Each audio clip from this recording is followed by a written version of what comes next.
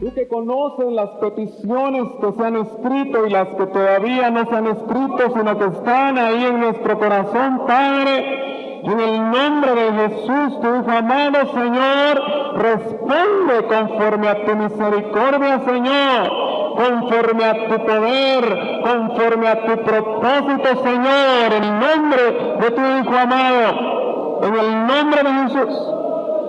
Te pedimos que tú respondas la oración de tu pueblo en esta noche y que nos bendigas con tu palabra maravillosa. Gloria a Dios. Segunda de Crónicas, el libro de Crónicas, el segundo libro de Crónicas, capítulo 7. Vamos a leer al verso número 14. Capítulo 7 del segundo libro de Crónicas y el verso número 14. Quizá este es un pasaje que usted tal vez lo sabe de memoria. Recuerdo yo que este pasaje muchas veces sirve para que rotulen la parte más importante, la parte que se ve en los templos. Quizá es un verso que usted de alguna manera, alguna vez lo ha enmarcado y lo ha puesto ahí en su sala. Pero en esta noche quisiéramos que el Señor nos hablara fuertemente a través de este pasaje. He sentido en mi corazón de parte del Señor desde esta mañana, el Señor quería hablarnos en este pasaje. Yo quisiera que usted y yo lo leyéramos. Y dice así. Voy a leer desde el 13, dice: si cierro los cielos para que no haya lluvia, o si mando la langosta a devorar la tierra, está hablando Dios, o si envío la peste entre mi pueblo, y se humilla mi pueblo, sobre el cual es invocado mi nombre, y oran, buscan mi rostro, y se vuelven de sus malos caminos, entonces yo iré desde los cielos, perdonaré el pecado y sanaré su tierra. Es un mensaje, hermano, maravilloso. Pero es un pasaje con un mensaje que yo diría que resume mucho del mensaje que está en toda la palabra de Dios. Yo diría que el pasaje, si lo quisiéramos estudiar, si quisiéramos hacer un análisis del pasaje, tendríamos que darnos cuenta que tiene requerimientos. Por lo menos yo veo 4 requerimientos que tiene el pasaje y 3 promesas. Pero los requerimientos que el pasaje pone son requerimientos que constantemente nosotros los oímos, los escuchamos a través de las diferentes predicaciones de la palabra de Dios, a través de las formas como el Espíritu Santo utiliza para llegar a nuestro corazón. Y sin embargo, muchas veces esos requerimientos, esas peticiones de parte de Dios para nuestras vidas no son realidad en el pueblo de Dios.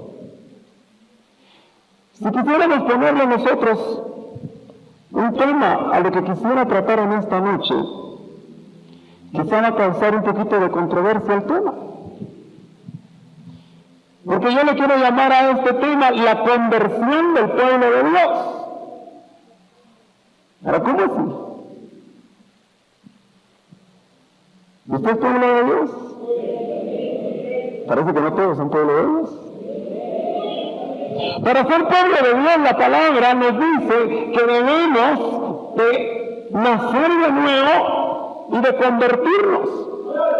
Pedro, en uno de sus mensajes, recordará usted que hablándole a una gran multitud, él dijo: arrepentíos y convertíos para que sean borrados vuestros pecados y vengan tiempos de refrigerio de parte del Señor. ¿Y cuántos aquí se han convertido? Gloria a Dios. Y precisamente porque ha habido una conversión en nuestra vida, es que nosotros somos pueblo de Dios. Entonces, ¿cómo podemos explicar el tema? La conversión del pueblo de Dios. Pues yo leo en el pasaje que dice, si se vuelve mi pueblo de sus malos caminos. Ahora, la palabra volver precisamente nos da la idea de la conversión, porque cuando en el Nuevo Testamento nosotros leemos esa palabra que dice arrepentidos y convertidos, lo que está diciendo, arrepentidos y volveos. Eso significa que el pueblo de Dios necesita volverse todos los días, convertirse todos los días, buscar a Dios todos los días, volverse de sus malos caminos. Ahora, ¿usted cree que el pueblo de Dios anda en malos pasos? ¿Cree usted que el pueblo de Dios anda caminando mal?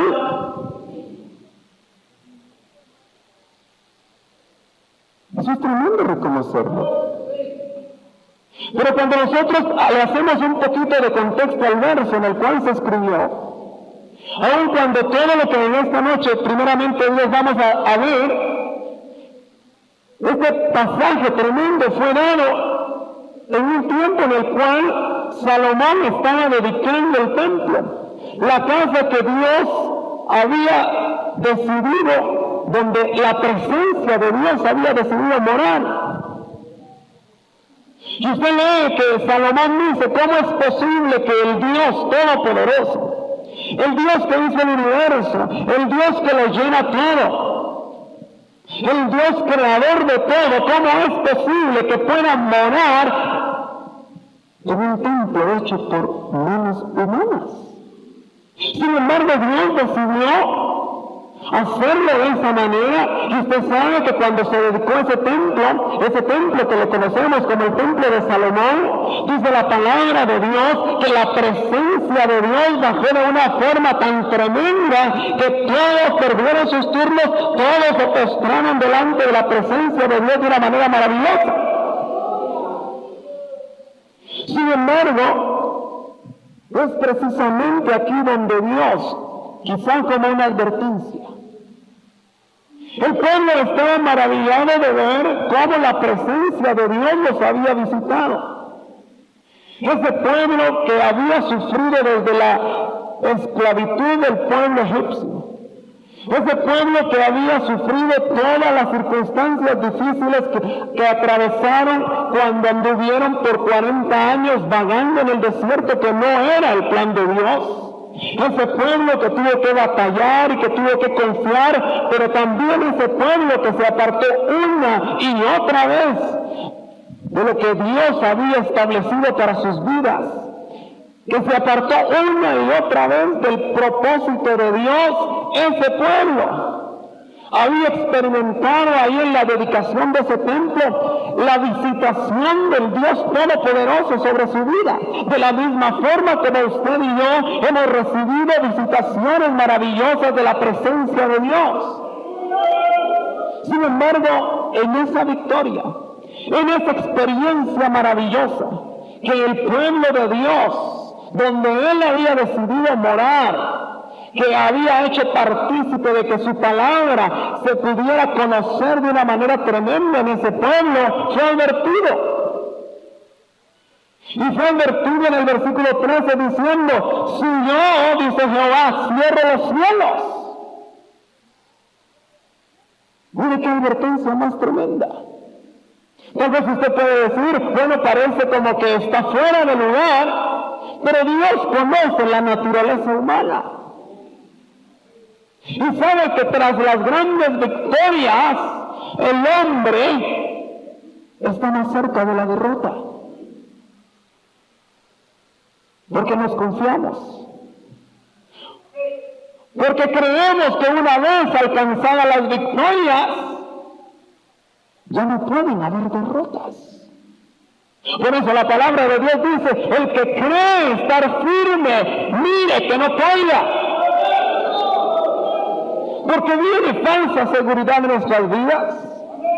Tras las victorias en Dios, tras las experiencias en Dios, viene demasiada suficiencia que no necesariamente es la suficiencia que podemos obtener en Cristo, cuando el apóstol Pablo dice, todo lo puedo en Cristo que me fortalece.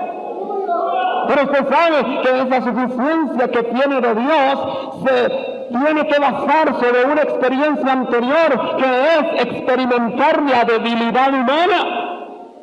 Porque él antes dice, en mi debilidad se perfecciona, aleluya, la fortaleza de Dios. Sin embargo, él dice, o sumando la langosta a devorar la tierra. No era momento para hablar de cosas negativas. No era el momento, puede usted pensar, para hablar de cosas difíciles. Sin embargo, Dios, que conoce nuestra naturaleza y que conoce a su pueblo, dice, o si envío la peste entre mi pueblo, no entre los pueblos paganos, no entre los pueblos que no tienen, en ese tiempo no tenían conocimiento del Dios verdadero, sino que en el pueblo de Dios, el pueblo escogido, el pueblo del cual el apóstol Pablo ahí en Romanos 9 habla, que de él son los profetas, que de él es la fe, que de él es todo lo que Dios quiso darle a los israelitas, a los judíos, a su pueblo escogido. Pero inmediatamente el Señor en el verso 14 empieza a declarar qué es lo que Dios espera de su pueblo. Ahora usted me dice que es pueblo de Dios. Y aunque este pueblo al cual se le expresó esto hayan pasado casi 4,000 años, la palabra de Dios dice que la tierra y los cielos pasarán, mas mi palabra no pasará, aleluya. Y esa palabra que él dio a ese pueblo también se aplica para nosotros, los principios. Y por eso, hermano, abra su corazón a que Dios nos hable en esta noche, aleluya. Y lo primero que Dios dice es, si como consecuencia de que hay prueba, si como consecuencia de que hay juicio, si como consecuencia de que hay dificultades, mi pueblo, no desde afuera, mi pueblo, es un mensaje para nosotros, se humilla. Y es el primer requerimiento que Dios hace. Ahora yo me pongo a pensar,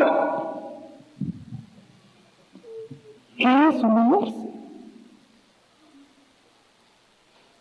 Muchos piensan que humillarse es ser humilde nada más, y tienen muchas veces un falso concepto de la humildad. Hay personas que, siendo religiosas, han hecho un estereotipo, un marco de lo que es ser humilde, de lo que es humillarse.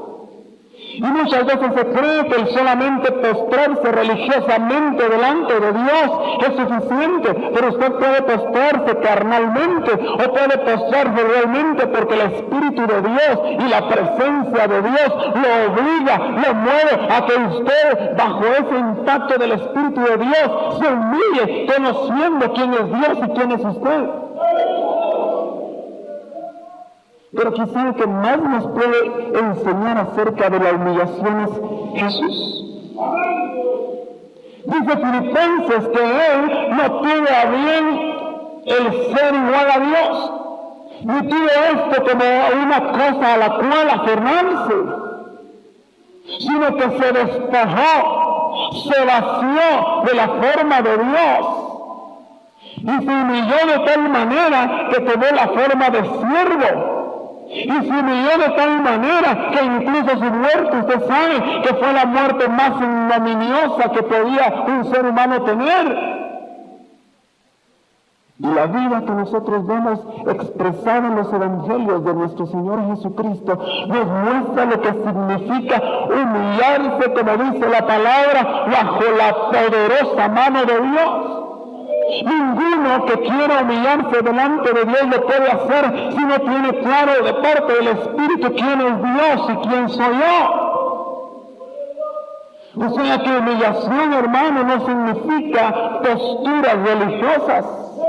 Humillación significa que nosotros nos vaciamos de nosotros mismos y que vayamos delante del Señor y frente a lo que Él es, nosotros podamos conocer quiénes somos y podamos saber que solamente somos el fruto de la misericordia de Dios. Aleluya, gloria a Dios. Aleluya. Si se humilla mi pueblo, es un requerimiento de Dios para su pueblo. Sin embargo, yo me pongo a pensar en el pueblo israelita, que es una sombra para nosotros. Ese pueblo que la palabra de Dios dice que era duro de servir. Yo creo que el pueblo de Dios de este tiempo, 4000 años después, sigue siendo duro de servir. Sigue siendo rebelde. Sigue siempre buscando lo suyo. El pueblo de Israel, hermanos, vio cosas portentosas. Sin embargo, ese pueblo llegó a confiar en sí mismo. Llegó a hacerse grande. Cuando Dios lo engrandeció, se sintió grande. Cuando experimentó cómo el poderoso gigante, como decía la profecía, iba delante de ellos, se engrandeció y no le dio la gloria a Dios y se fue tras diosesitos falsos. Ese pueblo no se humilló, confió en sí mismo. ¿No será que tú y yo estamos confiando en nosotros? Porque cuando es así, dice que Dios abomina al altivo. ¿No será que parte de los tratos que están viniendo a nuestra vida es porque Dios sabe que la naturaleza humana necesita realmente tratos para poder humillarse? Aquel tremendo religioso llamado Saulo de Tarso, aquel que creía que le hacía un tremendo favor a Dios al encarcelar, al permitir que mataran a los del camino, aquellos que se habían encontrado con Cristo. Usted sabe, él era arrogante, seguro de sí mismo y creía que le estaba haciendo un favor a Dios. Era su tremendo ministro. Sin embargo, Dios tuvo que botarle del caballo, literalmente. Y yo creo que Dios muchas veces, a través de las experiencias que nosotros nos toca vivir, tiene como intención botarnos del caballo. ¿A cuántos Dios les ha botado del caballo? Bueno, los que todavía no han probado la arena, los que todavía no han tragado polvo. Les tengo una mala noticia, pero para mí es buena noticia, que Dios lo va a hacer pronto. Aleluya. Gloria a Dios. Gloria a Dios. Porque Él sabe sobre qué basamos nuestra vida. Gritamos y cantamos a voz en cuello que nuestra vida está escondida en la roca, que nuestros pies están afirmados en la peña. Sin embargo, nuestra vida muchas veces indica que nosotros estamos afirmados en lo que nosotros mismos creemos que somos, de lo que hemos alcanzado por nosotros mismos. Aunque decimos muchas cosas, realmente nuestra vida muchas veces no se ha humillado delante de Dios. La palabra de Dios dice, humillaos bajo la poderosa mano de Dios. ¿Cómo se puede usted humillar y cómo me puedo yo humillar bajo la poderosa mano de Dios si eso solo lo tengo como concepto intelectual? Si no conozco todavía bajo mi experiencia que hay una mano poderosa y que esa mano poderosa es de Dios. si solamente tengo un credo, si solamente tengo una experiencia secular de lo que es estar con Dios y solo conozco de la Biblia, pero no he podido experimentar en mi propia vida el poder tremendo de Dios, yo no me podré humillar bajo la poderosa mano de Dios. Eso significa que usted y yo necesitamos un encuentro con la autoridad de Dios sobre nuestras vidas, un encuentro donde Él realmente sea nuestro Señor y no solamente nuestro Salvador, que Él realmente tome el timón de nuestras vidas para que entonces nosotros nos humillemos delante de Él. Y eso es un requerimiento que Dios quiere hacer. Pero caminamos rápido, dice, y oran.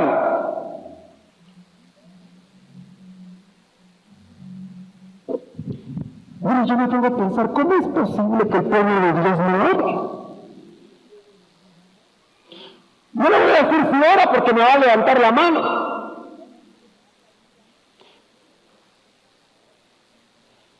Pero si le empiezo a preguntar cuántos oran 3 veces al día como Daniel, también me va a levantar la mano. Porque son los 3 telegramas que usted manda en el desayuno, en el almuerzo y en la cena. Y si está en un restaurante, ni cierra los ojos porque lo van a identificar. Claro, usted sabe que no es requisito orar con los ojos cerrados, ¿verdad? Pero a veces lo hacemos por miedo, por temor, porque nos avergonzamos. Pero ¿por qué Dios está pidiendo que su pueblo ore? ¿Será únicamente porque el pueblo se ha olvidado de orar? ¿Vamos a pensar usted? Yo no estoy hablando de oraciones insulsas. No le estoy hablando de repeticiones de palabras. No le estoy hablando de esas oraciones que a veces nos echamos para que nos oigan qué hacer de teológico tenemos. Le estoy hablando de esas oraciones que pueden estar compuestas solo de 2 palabras, como la de Pedro cuando ya estaba a punto de morir en el agua, que solamente puede decir, Señor, sálvame. Pero fue un clamor que movió la mano de Jesús. No necesitamos mucho. Ni siquiera le estoy hablando de que hay una maratón de oración, porque a veces no son solamente ejercicios eclesiásticos para ver quién ora más, para ver quién ayuda más, para ver quién hace esto o aquello, como que si fuera competencia. Pero el Señor era a sus discípulos. Se recuerda que también esos discípulos del Señor como que se daban cuenta que no sabían orar. Y el Señor los enseñó a orar. Y yo no quiero ser muy largo en lo que es la oración, pero sí quisiera hacer énfasis en el hecho que el pueblo de Dios me teme. Y yo me voy delante, si usted quiere, de todo el pueblo de Dios. Nos cuesta orar. Oramos cuando estamos mal. Cuando los hijos se enferman, clamamos. Cuando no hay trabajo, clamamos. Como que nuestra naturaleza es así, por eso Dios nos aprieta. Porque anhela que lo conozcamos. Anhela que nos acerquemos a Él. A nosotros verdaderamente sintamos la necesidad de estar cerca de Él. Y por eso dice, después de que se humillan y oren. ¿Cuándo fue la última vez que usted oró? Hace un minuto me va a decir. No, hermano, no le estoy hablando de oraciones que a veces se hacen porque hay que hacerlas, forman parte de un programa. A veces. Eso no significa que usted en ese momento no se comunique con Dios, porque todos nosotros tenemos, hermano, el hilo directo con Dios. ¡Aleluya! Pero depende cómo nosotros nos acerquemos a Él, cómo nosotros anhelemos el diálogo con Él.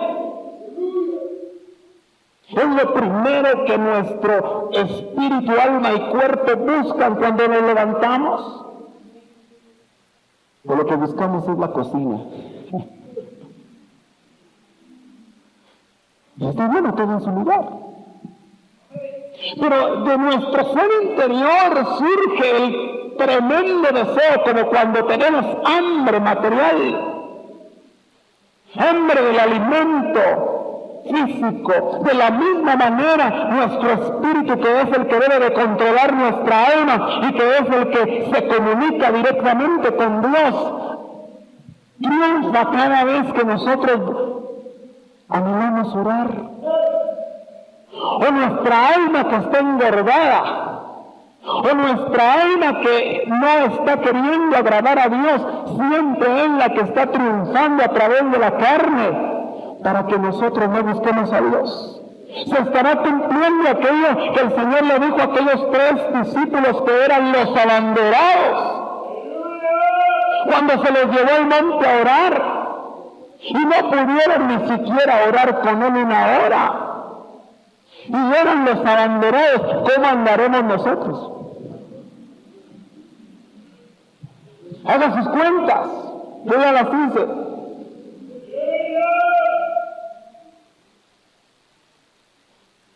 ¿Por qué el pueblo de Dios no ora?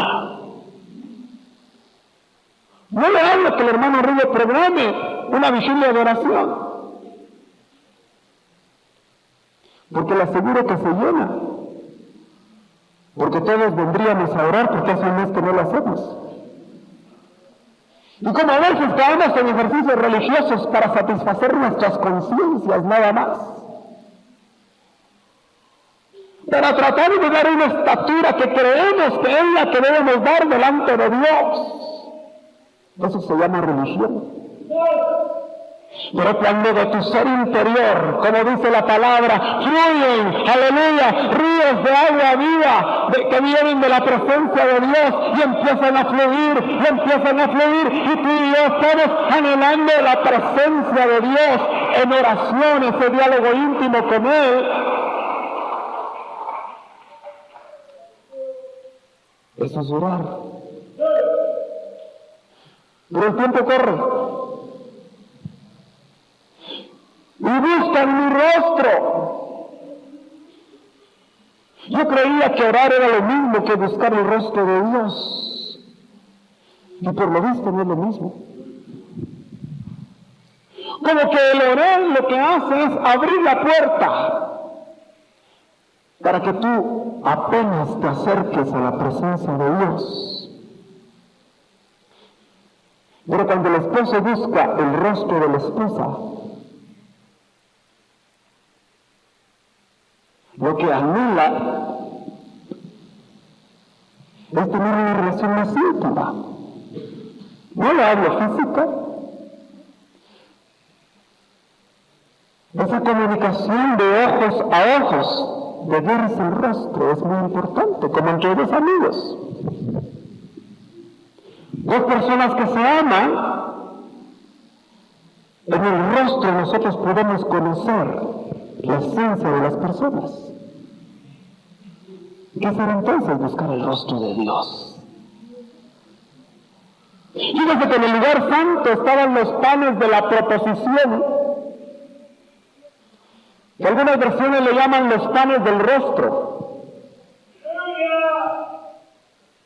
Y parece ser que cuando el sacerdote se acercaba y comía de esos panes del rostro o panes de la presencia, como dice otra versión, es porque de alguna manera estaban ejemplificando, o Dios a través de esos panes estaba tratando de mostrar la relación íntima que se podía tener con Él. Quiere decir entonces que buscar el rostro de Dios es buscar una relación íntima. mucho más allá de la oración.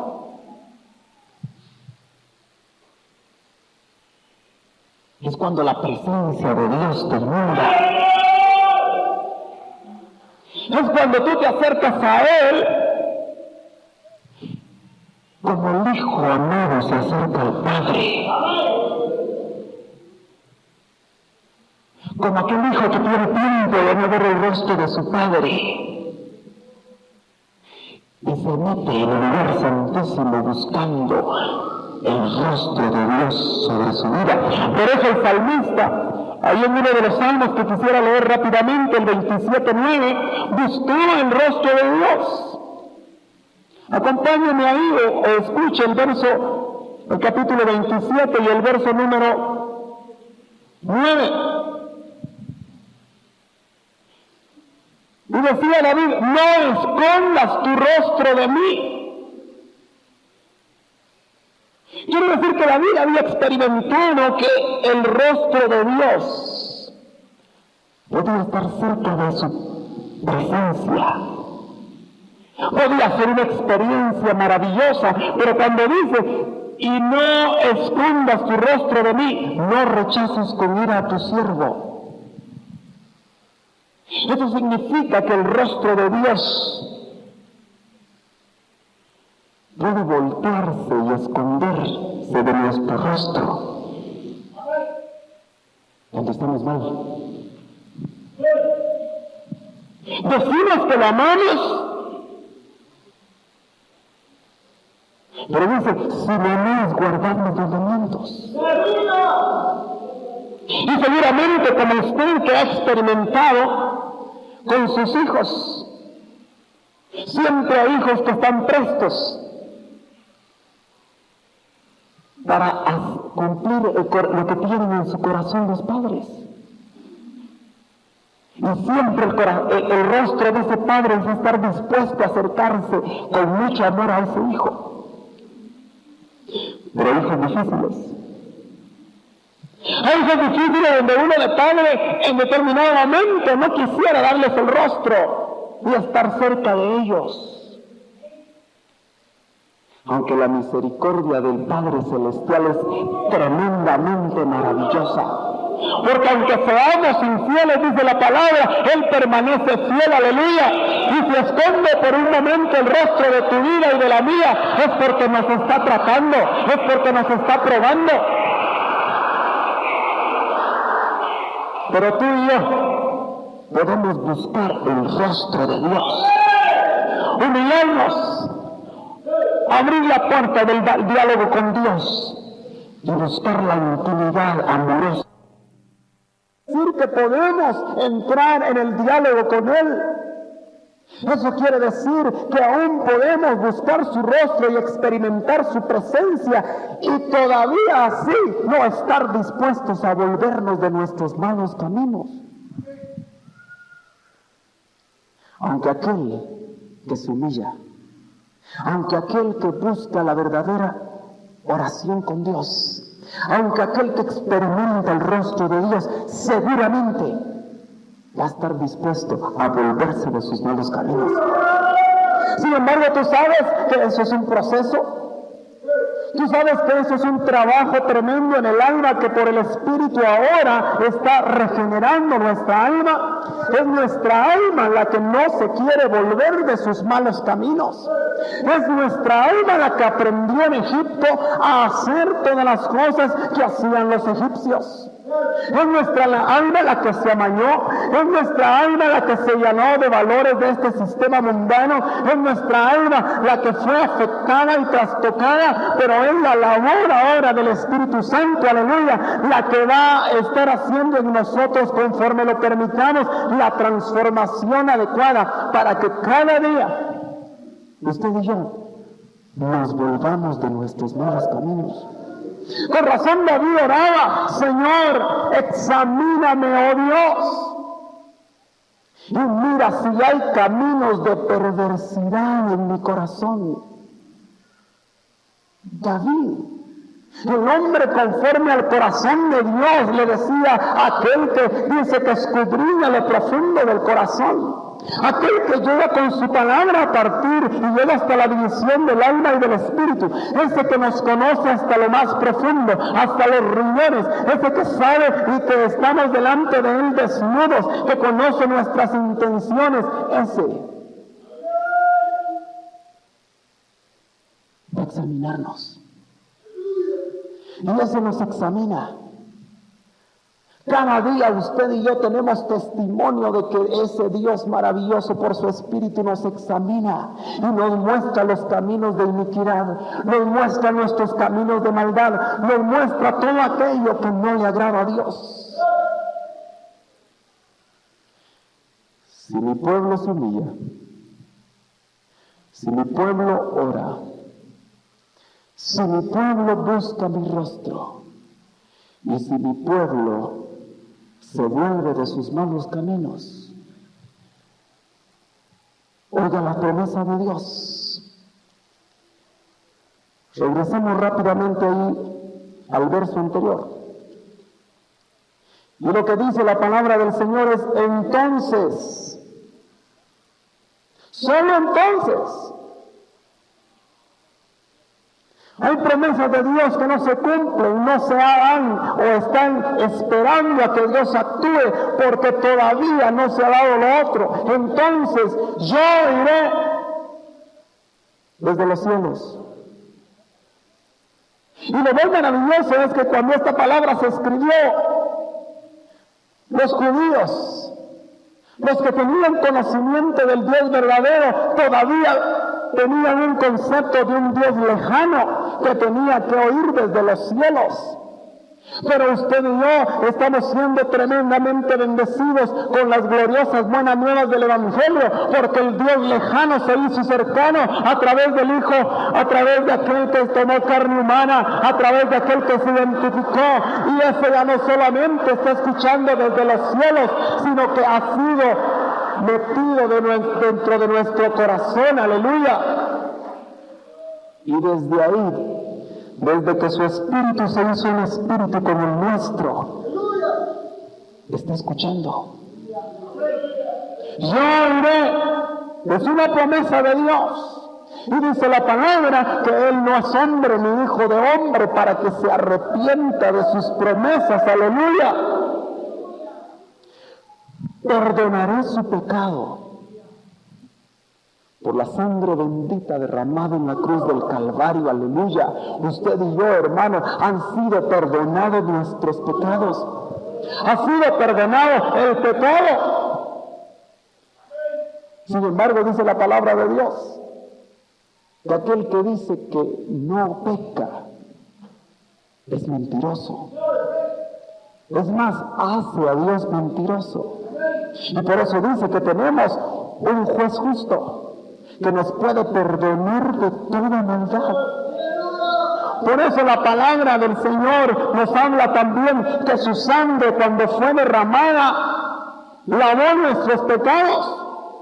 Sin embargo, existe por la misericordia de Dios en el proceso de transformación del alma el rociamiento de la sangre de Cristo, ese rociamiento del cual nos habla Pedro, que dice, y que sean rociados con la sangre de Cristo para obedecer, para que nosotros podamos experimentar la victoria contra el pecado. Para que nosotros, hermanos, solamente podamos ser alcanzados por el pecado y no nosotros buscar el pecado. De una manera maravillosa, nuestro apóstol nos enseñaba cómo debemos nosotros de cuidarnos a nosotros mismos. Porque el que se cuida a sí mismo, ese ya no fabrica pecado. Eso no significa que seamos impecables. Eso lo que significa es que usted y yo, nuestro anhelo ya no es pecar. Y cuando el pecado nos alcanza, siempre hay tristeza. Siempre está la tristeza, según Dios, que produce arrepentimiento. Tristeza que dice el apóstol no es para muerte, sino que es para que nosotros cambiemos de mente, es para que nosotros nos volvamos de los malos caminos, es para que nosotros podamos realmente agradar al Dios de la gloria y podamos experimentar el perdón de nuestros pecados y sanará su tierra. Aunque es un pasaje que lo han utilizado para politizar el mensaje de Dios, yo lo quiero ver desde esta perspectiva.